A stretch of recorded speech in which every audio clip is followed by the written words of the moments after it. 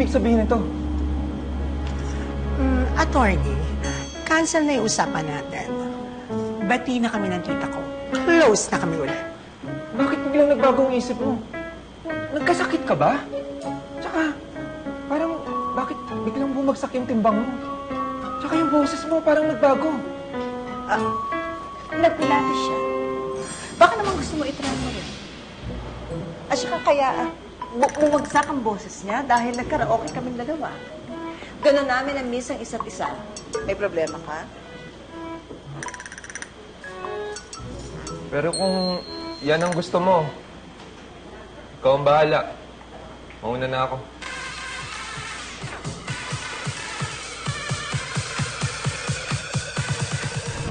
Ma'am, mukhang nautunan naman natin si attorney. Bigyan mo ko ng bonus, ha? In fairness, ha? Malaki ang pinagbago mo simula nung una kitang na-meet. Roberto, hindi ka ba ibang pwedeng daan ng shortcut? Mahuhuli na ako sa mahjong session namin ng mga amiga ko. Ma'am, hindi lang ako kayo nagmamadali. Ako rin. Kanina pa ako kumukulo itong siyang ko. Ang baho! What's that? Did you fart? Umutot ka ba? Ano, papatayin mo ba ako sa bantot? Buksan mo yung bintana. Ang baho!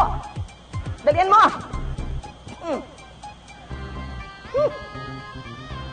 Hi, Manang. Mineral water po.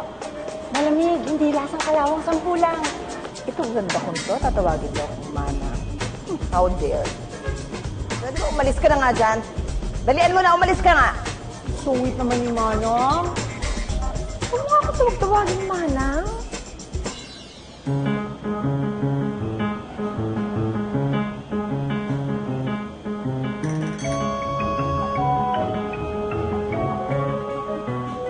Bakit, Manang? Para naman kayo nakakita ng multo. Inglesera ang pamangkin ko. Kaya dapat matuto ka ng tamang diction and pronunciation. Ganon? Baka naman tumugo ang ilong ko pag may kausap ako. Huwag ka nga maarte. Bayad ka naman. Oh, game na. Tuturuan kita ng mga business terms. Magsimula tayo dito. Say, profit. Profit. Again. Ulitin mo, ha? Profit. Pwede bang tubo na lang? Sige, kumain ka na. Hindi kumakain ng pork ang pamangkin ko. Nang teting naman kung ano naman yung favorite ko.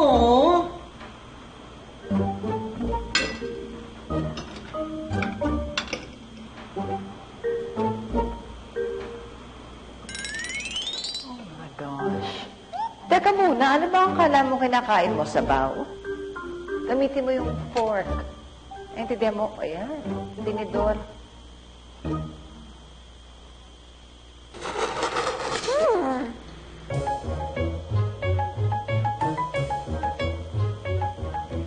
Yan ang assistant ko na si Marka.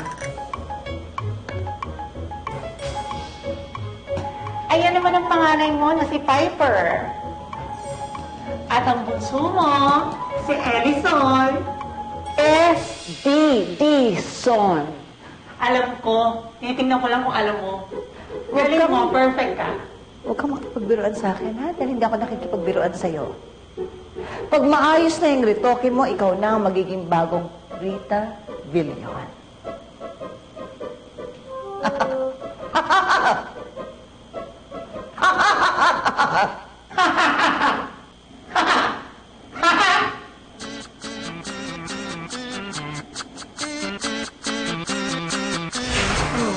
Yan. Very good.